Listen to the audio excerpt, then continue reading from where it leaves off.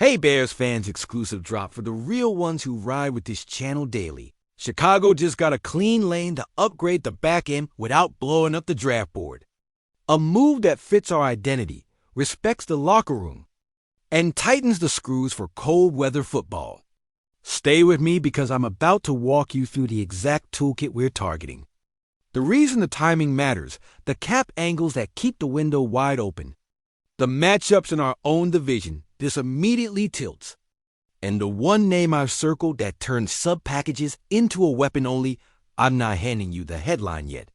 Because context is leverage, and leverage wins the fourth quarter. Here's the brief. I'll break down the role we need in this defense right now. Show you how it unlocks our third down menu and red zone disguise. Explain why a certain veteran safety's body type and usage history map perfectly onto our dime looks. Outline the cost and contract mechanics so this doesn't touch our long-term core. And then I'll reveal the name and the twist that makes this a chess move, not a splash.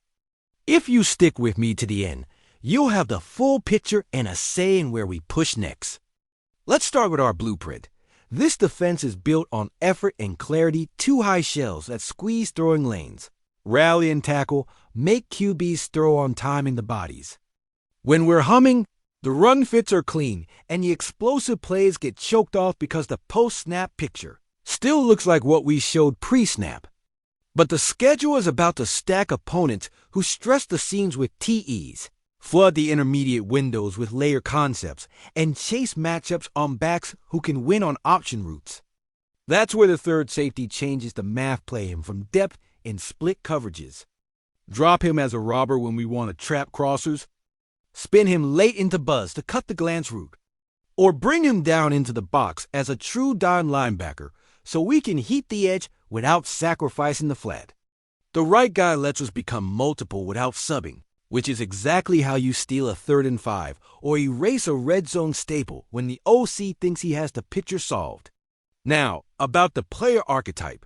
We're talking 6 foot plus, 210 and change, compact strike zone, quick trigger from depth, balance through contact so he can tackle the big tight ends without giving up YAC, and enough range to overlap corners when the ball goes outside the numbers.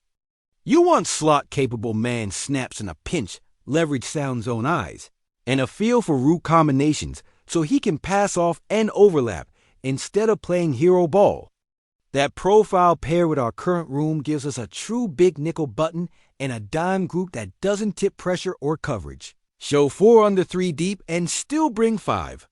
Or show pressure and bail late into quarters, keeping the QB on the clock. In plain English, more answers on money downs and fewer freebies over the middle.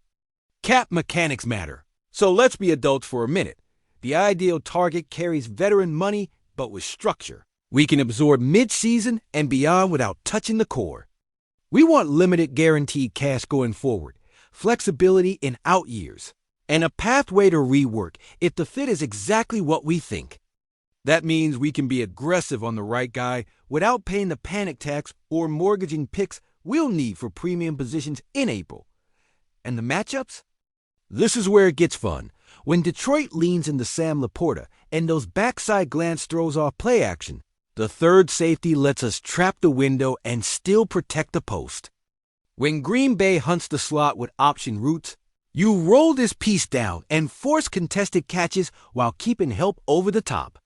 When Minnesota empties the backfield and tries to isolate the safety on a tight end, we can play manch principles with better bodies and hide the pressure tells. It's the difference between living on the edge and making offenses earn every yard in the mud of November and December. Now for the name, because you've waited long enough, and this is where the chessboard flips. Kyle Duggar. Big frame, downhill temperament, and experience in multiple safety looks that translate to what we ask our overhang defender to do. When we spin late, he's built to erase tight ends, close space on backs, and drop the hammer as a dime backer when we heat the pocket. The tape profile screams fit, and the contract path is workable if we structure smartly. The wrinkle you need to know, and this is why the timing matters, is that Duggar just moved teams. which means anyone who wanted him had to read the board, understand the cost, and decide whether to push or hold. The price that changed hands was not a franchise-bending haul, and the receiving team solved a short-term injury problem, which tells you how the league values his role and what kind of deal it takes to get this caliber of player when the market is tight. What I love about this for Chicago is that we don't have to chase the headline to get the benefit. Even if the door on Duggar himself is locked for now, the template is crystal. We pursue the same skill, set-box capable, split safety smart, sub-package hitter through a value trade or an availability window later, and we do it without sacrificing picks we need for premium spots. And if the door cracks open sooner because the market reshuffles, our cap flexibility and clean locker room give us permission to act without drama. That's how you build like a grown-up. Protect the draft, add leverage pieces, and let the scheme eat. On the field, the deployment is plug and play. Early downs, we stay in too high with the third safety poised to cut crossers, spin the buzz, or fit the C-gap when offenses try to dent us with duo. Money downs, we roll dime, put him in the green dot roll for the subunit if needed, and give the DC freedom to run simulated pressures without hanging the flats out to dry. Red zone. He takes the tight end in body-to-body coverage and forces throws to the low percentage spots back shoulder to the boundary or tight. Window on the back line. The hidden value is tackling efficiency. Drives end on leverage tackles at 8 yards instead of leaky ones at 12. That's 2 minutes less your offense needs to burn later. Let's talk ripple effects across the roster, because every acquisition is a set of dominoes, with the third safety handling bigger coverage tasks. Your corners get cleaner leverage rules. Your linebackers can widen the tick to close out routes without vacating run fits. And your nickel snaps shrink against heavy personnel so legs stay fresher late. Special teams improve because a veteran with that frame and temperament gives your kick units a trustworthy core player. Practice gets better because the scout team looks. Run faster and cleaner with a real pro chirping calls and getting guys lined up. And when you face offenses that live in condensed splits in motion, hello, division rivals, you have a body who doesn't panic when the picture moves. Cost remains the hinge. So here's the honest calculus I'd make in the building. Day 3 pick range or equivalent value players. Minimal guaranteed cash beyond this season unless we lock in a team-friendly structure and a zero-drama medical. If all three line up, I push. If not, I pivot to the next name on the same archetype list because the role is the point more than the logo on the helmet. That keeps us out of bad business while still upgrading a spot that decides playoff possessions. Momentum matters too. We've earned the right to add, not to scramble.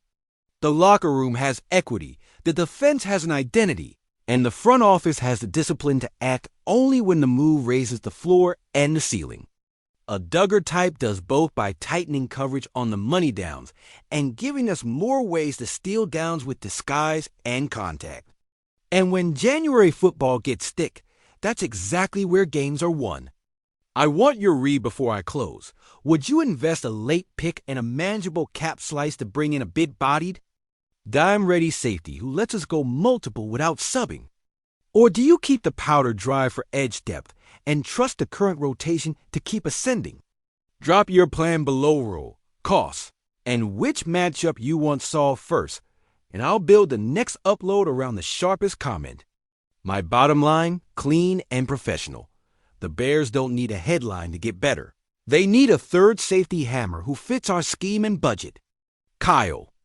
Duggar is the prototype recent movement shows. The market price for that role and proves it's attainable without compromising the future. So whether it's him down the line or the next name with the same toolkit, this is the smartest, most targeted way to harden our defense for the stretch run.